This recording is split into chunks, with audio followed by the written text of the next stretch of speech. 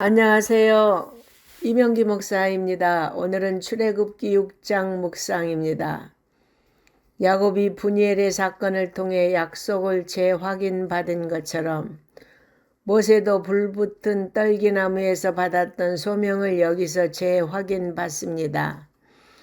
모세는 바로에게 전한 첫 번째 요청이 거절되고 백성의 원망을 듣자 의기소침해져서 다시 자신의 무능을 강조합니다. 바로에게 말하는 것 자체가 무거운 사명이었습니다. 하나님은 백성들의 원망으로 낙심해 있는 모세를 재차 위로하며 이스라엘을 애굽의 압제에서 건져내셔서 약속의 땅으로 인도하시겠다고 약속하셨습니다. 하나님의 말씀에 힘을 얻은 모세는 이스라엘 백성에게 여호와의 말씀을 다시 전하지만 그들은 마음의 상함과 가혹한 노역으로 인해 믿지 않았습니다. 하나님은 두 번째 모세에게 바로에게 가서 이스라엘 백성을 내보낼 것을 말하라고 하셨습니다.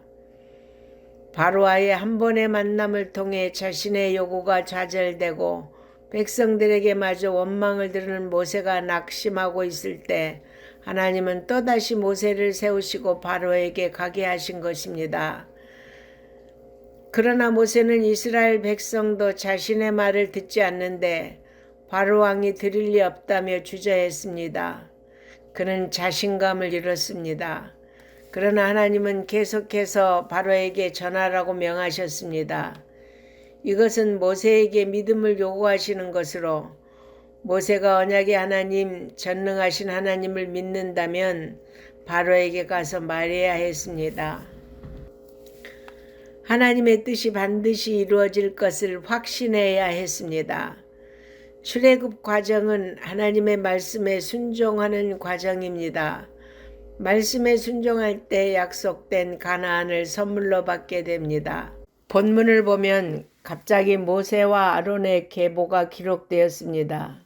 그것은 모세와 아론이 이스라엘의 위대한 지도자가 된 것이 자신들의 뛰어난 능력에 의한 것이 아니라 하나님의 전적인 은혜임을 나타내기 위함이었습니다. 레위는 서열상 야곱의 세 번째 아들이고 시몬과 함께 세겜 족속을 학살한 사건으로 이스라엘 중에서 흩어질 것이라는 저주를 받은 인물이었습니다. 이런 레위의 아들들 중에서도 차남인 고핫의 후손인 모세와 아론이 출애굽을 위한 민족의 지도자로 선택되었다는 것은 참으로 뜻밖의 일로서 전적으로 하나님의 은혜였습니다.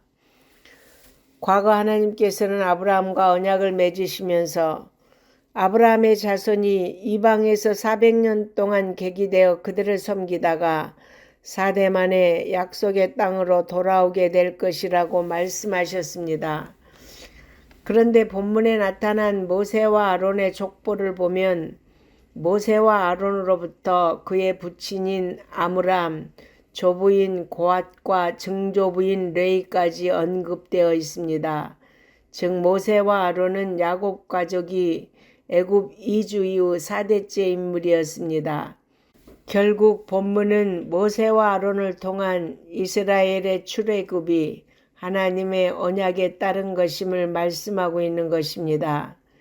이처럼 우리가 믿는 하나님은 그의 말씀에 1.1획도 틀림이 없이 모든 것을 이루시는 신실하신 하나님이십니다.